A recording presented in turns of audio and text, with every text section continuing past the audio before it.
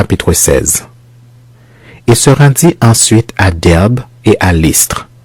Et voici, il y avait là un disciple nommé Timothée, fils d'une femme juive, fidèle, et d'un père grec.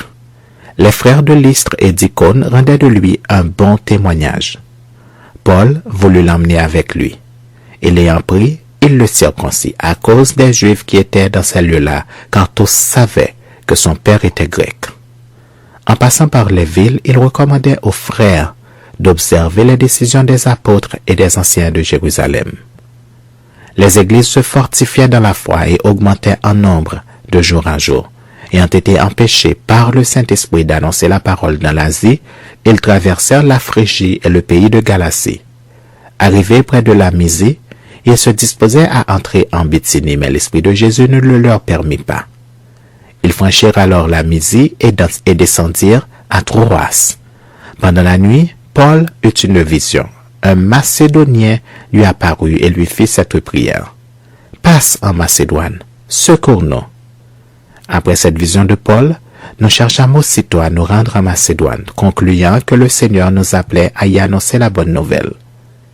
Étant partis de Troas, nous fîmes voile directement vers la Samothrace, et le lendemain nous débarquâmes à Néapolis. De là, nous allâmes à Philippe, qui est la première ville d'un district de Macédoine et une colonie. Nous passâmes quelques jours dans cette ville.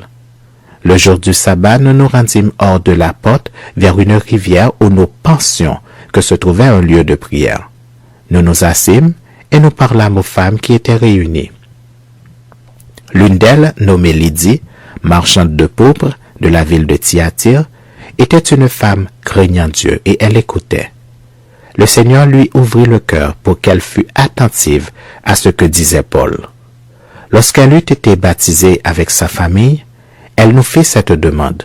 « Si vous me jugez fidèle au Seigneur, entrez dans ma maison et demeurez-y. » Et elle nous pressa par ses instances.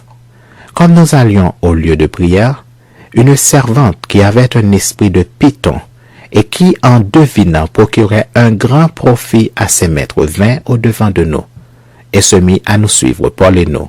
Elle criait, « Ces hommes sont les serviteurs du Dieu très haut, et ils vous annoncent la voie du salut. » Elle fit cela pendant plusieurs jours. Paul, fatigué, se retourna et dit à l'esprit, « Je t'ordonne, au nom de Jésus-Christ, de sortir d'elle. » Et il sortit à l'heure même. Les maîtres de la servante, voyant disparaître l'espoir de leur gain, se saisirent de Paul et de Silas et les traînèrent sur la place publique devant les magistrats. Ils les présentèrent au prêteur en disant, « Ces hommes troublent notre ville, ce sont des Juifs, qui annoncent des coutumes qu'il ne nous est pas permis ni de recevoir, ni de suivre, à nous qui sommes Romains. » La foule se souleva aussi contre eux, et les prêteurs ayant fait arracher leurs vêtements, ordonnèrent qu'on les bâtît de verges. Après qu'on les eut chargés de coups, ils les jetèrent en prison en recommandant au geôlier de les garder sûrement. Le geôlier ayant reçu cet ordre, les jeta dans la prison intérieure et leur mit les sceptres aux pieds. Vers le milieu de la nuit, Paul et Silas priaient et chantaient les louanges de Dieu, et les prisonniers les entendaient. Tout à coup, il se fit un grand tremblement de terre, en sorte que les fondements de la prison furent ébranlés. Au même instant, toutes les portes s'ouvrirent, et les liens de tous les prisonniers furent rompus. Le geôlier se réveilla, et lorsqu'il vit les portes de la prison ouvertes, il tira son épée et allait se tuer, pensant que les prisonniers s'étaient enfuis. Mais Paul cria d'une voix forte, « Ne te fais point de mal, nous sommes tous ici. » Alors le geôlier, ayant demandé de la lumière, entra précipitamment et se jeta tout tremblant aux pieds de Paul et de Silas.